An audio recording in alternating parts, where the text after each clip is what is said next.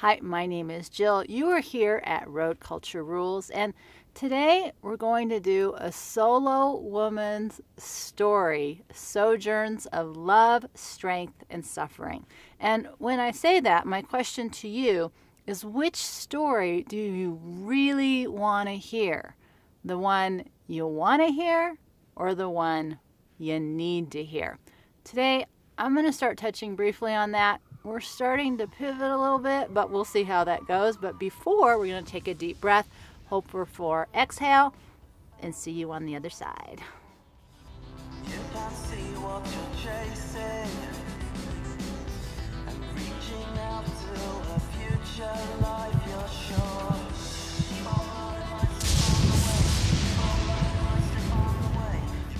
So my first question to you is, if you're actually watching this video and you're still here, is which is the most appealing, love, strength, or suffering? And the reason I say that is this has been brewing inside me for a while, but I've been making some pretty traditional RV nomad kind of videos, so people can find me. Thank you to all of you who are here.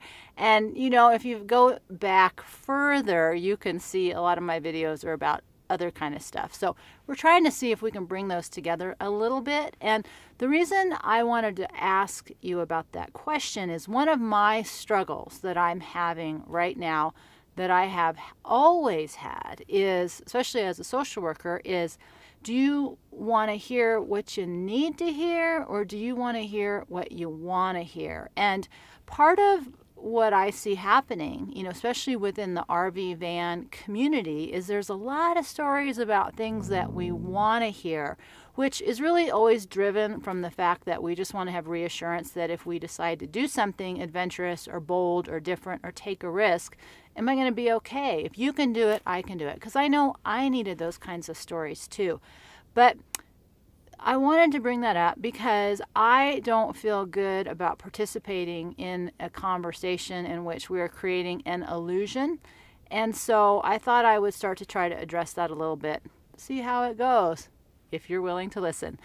Because the truth is that you really only gain benefit when you're willing to listen and hear things you don't really want to hear, because that allows you to adjust, adapt, and move forward. So one of the things I wanted to bring up is, when you're talking about creating your own story, there's basically 4 parts of an experience or a way to move yourself forward. And the first is, you need to get information and instruction before you can have an experience, right? Without any experience, you know, other people, other stories, these kind of videos, they're great to give you information and instruction in terms of, what do I need to know?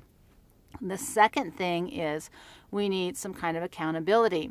And I do have a fun little video on that. I will try to link that below. But accountability is really just a way to keep ourselves moving forward by either writing it down or being accountable to somebody, or if we have to, paying somebody to keep us on track. The third component to this part of the story is what I call fuel. And that's really, I think, where a lot of this stuff goes wrong around here, or not wrong, but again, it gets us off track. And fuel is really about what we're reinforcing, which story or ideas or beliefs we're reinforcing, how are we staying motivated, how are we bringing information, ideas, people, stories in, and what kind of fuel is that creating? And the fourth part is the reward. And that really comes down to if you are internally or externally driven. You know, an internal reward is, I am creating a new story, I'm taking a new journey because of who I want to be inside. I can see those changes, I feel good about that. External reward is, how many views do I have? How much money have I made? Am I in a relationship? Have I lost weight? Those kinds of things. So internal reward versus external reward, we're all driven very differently by those things. So the reason I wanted to call it Love, Strength, and Suffering is, you know, my own story began at a very young age of always wanting to end other people's suffering. I mean, that was my big driver. How could I end your suffering? That's what I was doing as a social worker. Then I eventually figured out, I can't end your suffering until I end my suffering, which is really what this journey is about. These last 10 years have been very focused internally. You know, how can I end my suffering? And then what came out of all that is the love and the strength that we really think that we want. And so it isn't something that somebody can give you. One of my big concerns about this whole process with the RV van life and the way it's gone on YouTube is that it sort of depicts a very tiny way of being that is becoming more popular, but I don't believe is a realistic option for a lot of people and a long-term strategy, or as, you know, a society. You cannot support millions and millions and millions and millions of people camping around not really participating. So it's a great vacation. It's a wonderful adventure. Lots of people do it for 20 or 30 years. I don't know that it's a viable way in the long term. And so that's one of the concerns I have. That's not the focus of my RV van life kind of videos or belief system. Is not creating a way to hide out permanently, but rather how to create part of a new system in which people who like to wander can live and function within that system. So the story I want to tell is a little bit different, but it's also one I'm very aware that it's not one that necessarily people want to hear. But if you just start looking at some of the numbers, it's something that most of us need to hear. There will always be exceptions to the rule, and that's sort of the struggle. And so I am finding humor, and that I'm finding myself back in this position that is one of the reasons I left social work, was because nobody really wants to hear the truth. We just want to hear what we want to hear. We want somebody else to fix our problem without addressing what the real issue is. So part of what I want to see is how that goes as we kind of start to shift the conversation a little bit.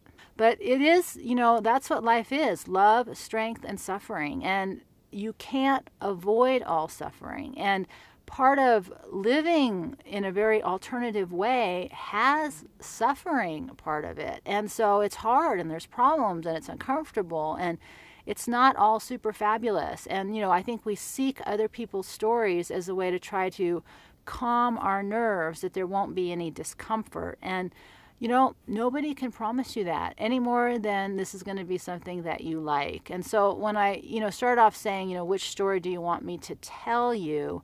I think the more important question is, how do you want your story to turn out? And it's not an accident. It comes from a lot of hard work. It comes from what steps you choose to take, how you choose to deal with them. And that's why I, you know, just said those 4 things, because it's how you gather information and instruction. Are you asking the right questions before you even start? You know, how are you keeping yourself accountable? Are you staying on task, or are you just wildly going all over the place? You know, and that's okay. Part of the journey is fun when you're all over the place. But when you want to create specific kinds of changes, accountability is a really critical step. You know, the third thing is the fuel. And I'm going to talk more about this another day, but what are you fueling yourself with? Stories of suffering, which only reinforces your suffering, or stories of love and strength, the kind of thing that you want to become and move towards.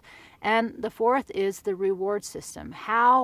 What kind of reward are you looking for? And that's, you know, one of my concerns is that people think that they can just go out and do this and start a YouTube channel. And, you know, everybody's had more success than me. I mean, I've been sort of dinking away at this for 10 years. I've only, 2 years I've been sort of serious about it, but no success in that respect. So it's, and if you're looking for other people to be your reward system, then, that's almost always going to fail in the end. You might get some temporary reward from that, but at the end of your life, when you look back, that won't be what you value most. And so I just wanted to throw that kind of stuff out there. As we're starting a new year, it's always a good time to start a new story. And when you choose which story you really want to tell for yourself, not only this year, but if you're starting a new adventure, if you're starting anything new, a lot of people set goals this time of year.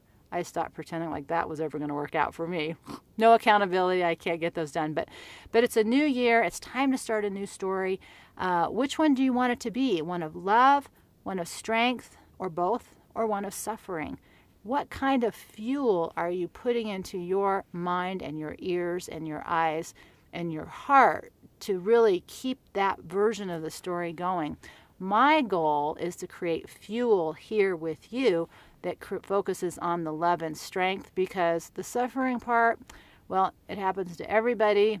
It will pass, and it's just part of life. So we're going to wrap this up, and before we go, I hope you will take one more deep breath for the road as together we rise with the sun in our eyes, love in our heart, feet firmly on the ground as we walk on survival road, one step at a time. Live free, die wild, my friend. We'll see you next time.